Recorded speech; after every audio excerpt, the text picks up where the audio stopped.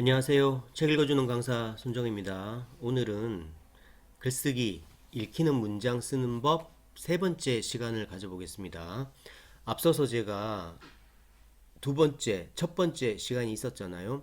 그때 읽히는 문장 쓰는 법은 문장 하나하나를 간결하게 써서 독자가 내 문장을 읽었을 때 술술술술 잘 읽히는 문장, 그렇게 쓰려면 어떻게 써야 되는가를 말씀드렸다면, 이번 시간에는 읽힌다라는 건 말하는 사람 또는 글 쓰는 사람이 독자에게 공감을 불러일으켜서 내가 전하고자 하는 바를 잘 전해야 되는 것, 그럴 때 잘 읽힌다라고 말할 수 있잖아요. 그래서 오늘은 그런 얘기를 좀 한번 해볼게요. 오늘은 백석 시인의 여승이라는 시를 통해서 한번 알아보겠습니다. 저는 이렇고요. 자, 이게 이제 백석 시인의 여승입니다.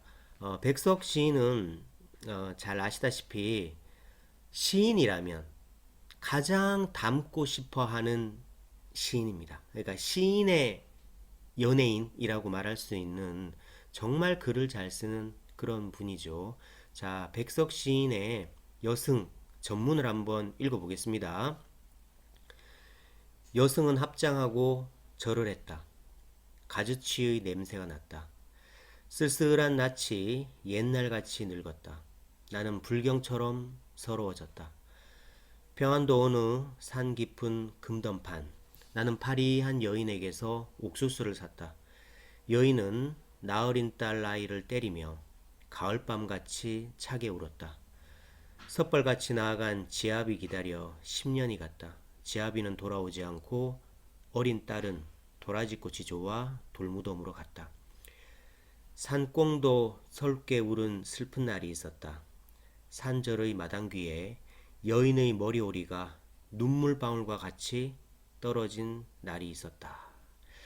자, 이게 좀 해석이 필요하죠. 백석시인 하면 워낙에 우리나라 고유의 언어를 써서 시를 쓰신 분이라 그 언어가 너무나 예쁘고 아름답죠. 근데 반면에 현대인이 읽기에는 그 언어가 우리하고 조금 이제 거리감이 있는 거예요. 너무 순수한 우리 옛날 말이니까. 그래서 이거는 좀 해석이 조금 필요한데요. 일단 이건 그런 내용입니다. 한 여인이 있었습니다. 그래서 이 여인을 과거에 내가 만났죠. 나는 그 여인에게서 이제 옥수수를 이렇게 샀잖아요. 그래서 내가 아는 여인입니다. 그때 이 여인은 평범한 사람이었어요. 남편도 있었고, 딸도 있었고, 이렇게 농사도 짓고, 이렇게 살았는데, 남편은 집을 나가서 돌아오지 않고, 어린 딸은 일찍 죽어서 이렇게 돌무덤으로 갔죠. 그러니까 엄청 삶에 아픔이 많은 그런 사람이에요. 그래서 결국은 그런 아픔을 간직한 채 이 아픔을 이제 불경에 기대서 해결하려고 스님이 되신 거예요. 예, 그런 내용입니다. 그런 내용을 이렇게 멋있게 썼는데요. 저는 그럼 여기에서 우리가 글 쓰는 법을 배우려면 어디서 무엇을 배워야 하냐, 그 얘기를 제가 좀 하려고 합니다. 다 하기보다 요 네 줄에서 하려고 합니다. 이게 이 시의 첫 연이죠. 여기에 글쓰기에 많은 비법이 들어 있습니다. 여승은 합장하고 절을 했다. 가지치의 냄새가 났다. 쓸쓸한 낯이 옛날같이 늙었다. 나는 불경처럼 서러워졌다. 자, 여기에서 우리는 글쓰기에서 뭘 배울 수 있을까요? 첫 문장입니다. 여승은 합장하고 절을 했다. 자, 이게 뭘 나타내요? 옛날에 날 만났던 그 여인이 여승이 되어서 지금 내 눈앞에 나타난 거예요. 그죠? 그 여인이 여승이 된 모습을 표현하고 싶었어요.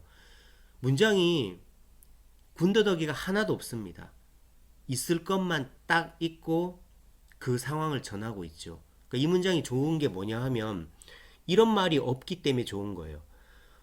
머리를 파리하게 깎은 여승이 두 손 모아 합장하고 절을 했다. 이렇게 안 썼기 때문에 좋은 글인 겁니다. 그죠? 그래서 좋은 글은 뭐다? 불필요한 수식을 없애는 글이 좋은 글입니다.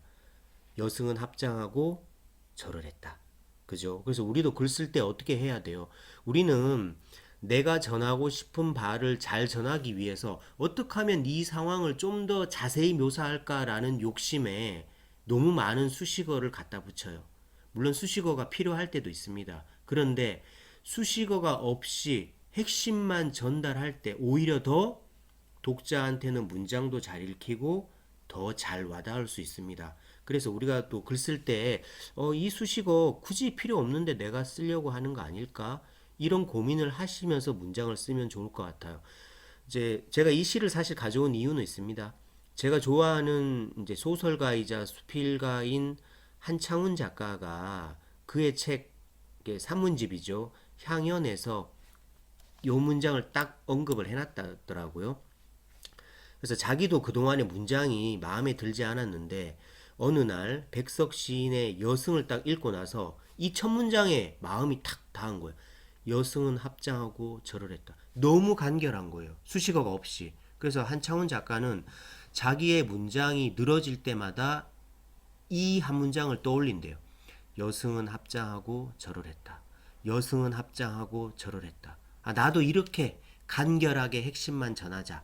이렇게 쓰신다고 합니다. 그러니까 우리도 앞으로 문장을 쓸 때 이 문장을 딱 떠올리면서 그래 간결하게 쓰자 이런 생각을 좀 하셨으면 좋겠습니다. 자, 다음 문장은 가지치의 냄새가 났다. 이게 가지치는 뭐냐 하면 취나물이에요. 그러니까 취나물은 이제 산에 있는 거잖아요. 그리고 이 여승은 이제 스님들은 이제 채식을 많이 하기 때문에 주로 산에 있는 나무를 많이 드실 거 아니에요. 그래서 여승에게서 가지치의 냄새가 났다는 건 뭐냐 하면 우리가 이제 박찬호 선수가 미국에 처음 갔을 때 마늘 냄새 난다고 막 엄청나게 인종차별 당했다 그러잖아요. 마늘 냄새가 왜 나요? 한국 사람이 너무 오랫동안 이제 김치나 마늘 이런 걸 먹으니까 몸에서 저절로 그 마늘 냄새가 나는 거예요. 그래서 이제 박찬호 선수가 그날 이후로는 아예 김치랑 마늘을 끊어버렸대요. 그냥 햄버거만 먹었다고 합니다. 왜냐하면 체질을 바꾸려고. 그러니까 이 여승의 몸에서 가지치의 냄새가 났다는 건 아주 오랫동안 이 가지치를 먹었기 때문에, 그러니까 이미 여승이 된 지 오래됐다는 거예요. 속세와의 인연을 끊은 지가 이미 오래되었다는 걸 말해주기 위해서 이렇게 쓴 거예요. 그러니까 이 상황을 얘기하기 위해서 막 여러 가지 얘기를 안 한 거예요. 여승은 이미 10년 전에 머리를 깎고 스님이 된 지 10년이 되었고 불경을 외운 지 10년이 되어서 이미 많은 공부를 했다. 이 얘기를 전하기 위해서 그런 것들을 쓰지 않고 그것들을 이걸 뭐라고 합니까? 형상화한다. 이렇게 말하잖아. 이걸 이제 좀 전문적으로 얘기하면 후각적 형상화라고 말합니다. 그래서 우리도 앞으로 이제 글 쓸 때 이래야 되는 거예요. 내가 어떤 상황을 딱 나타내주기 위해서 그 상황을 주저리 길게 쓰는 게 아니라 이거를 형상화해 줄 수 있는 가장 적합한 단어를 가져와서 이렇게 딱 써버리면 가지치의 냄새가 났다. 한 문장을 씀으로써 이 속에 많은 함의가 있는 거예요. 아, 이미 그 내가 옛날에 옥수수를 샀던 그 여인이 딸도 죽고 남편도 떠나고 그 아픔을 벗어나기 위해서 불경에 기대기 위해서 스님이 된 지 이미 오래가 되었구나. 그걸 전하기 위하면 뭘 갖다가 표현하면 좋을까를 생각하다가 여인에게서 가지치의 냄새가 났다. 이렇게 써야겠다라고 마음을 먹으셨겠죠. 이 백석 시인이. 그래서 우리도 앞으로 글 쓴다면 이렇게 쓸 수 있으면 얼마나 좋을까요? 부럽네요. 자, 쓸쓸한 낯이 옛날같이 늙었다. 이것도 참 좋은 문장인데요. 근데 낯이 쓸쓸하대요. 이건 뭔가요? 그러니까 가지치의 냄새가 났다는 건 이미 속세와의 인연을 끊고 자신의 아픔을 괴로움에서 벗어나기 위해서 수많은 불경을 읽고 이제 수행을 하고 했을 텐데도 아직도 낯빛이 쓸쓸하다는 건 뭐예요? 그러니까 아직 그 괴로움에서 벗어나지 못했구나. 이거를 보여주기 위해서 그냥 쓸쓸한 낫이라고 한 거예요. 이것도 가지치하고 같은 느낌인 거예요. 그죠? 그런 다음에 옛날같이 늙었다. 이거는 뭐냐 하면 이게 이제 두 가지 뜻이 있다고 볼 수 있어요. 옛날같이 늙었다는 건 첫 번째 뜻은 그냥 단순하게 옛날에 내가 그 옥수수를 샀을 때도 이 여인은 남편이 이미 떠나갔고 딸아이를 때리면서 그 아픔이 있는 상태였잖아요. 그러니까 옛날에도 아팠는데 아직도 그 아픔을 벗어나지 못했다. 그러니까 옛날에 그 괴로웠던 그 모습을 아직 간직하고 있다. 그게 이제 첫 번째 뜻이고요. 두 번째는 그냥 직유법이에요.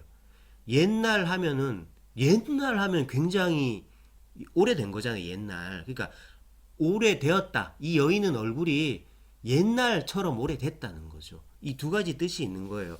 그래서 이거를 뭐 백석 시인한테 물어보지 않는 이상은 첫 번째 겁니까? 두 번째 겁니까? 아니면 둘 다입니까? 이건 이제 물어볼 수는 없지만 저는 저는 그냥 두 번째 거라고 믿고 싶어요. 이게 직유법이 너무 좋은 거예요. 우리가 이제 이 직유법을 하려면 이 원관념, 이 늙었다라는 원관념을 드러내기 위해서 비유할 만한 보조관념을 가지고 와야 되는데 그 가지고 오는 게 잘 가지고 오는 게 좋은 작가잖아요. 그 옛날이라는 말 그 자체에 오래됐음, 늙었음을 다 가지고 있는 거잖아요. 그래서 옛날같이 늙었다. 이렇게 표현하니까 정말 최고의 직유법인 것 같습니다. 물론 뭐 앞에 거일 수도 있습니다. 자, 네 번째 줄이 또 참 백미인데요. 나는 불경처럼 서러워졌다. 참, 이게 뭘까요? 불경이 왜 서러워요? 그러니까 일단 내가 서러웠습니다. 왜냐하면 그 아픔을 간직한 여인을 옛날에 만났는데 일단은 스님이 되었다는 것 자체도 참 안타깝고 왜냐하면 그 아픔이란 게 있었기 때문에 이제 스님이 되겠다라고 한 거잖아요. 물론 뭐 스님이 된다고 해서 다 서러운 건 아닙니다. 그냥 내가 괴로움을 벗어나고 수행하기 위해서 스님이 될 수도 있는 거고 아니면 아픔이 있기 때문에 이거를 불경에 기대서 내가 한번 수행을 해봐야 되겠다. 이럴라고 이제 스님이 될 수도 있는 거니까. 그런데 일단 내가 서러워진 거는 이게 두 가지인 것 같아요.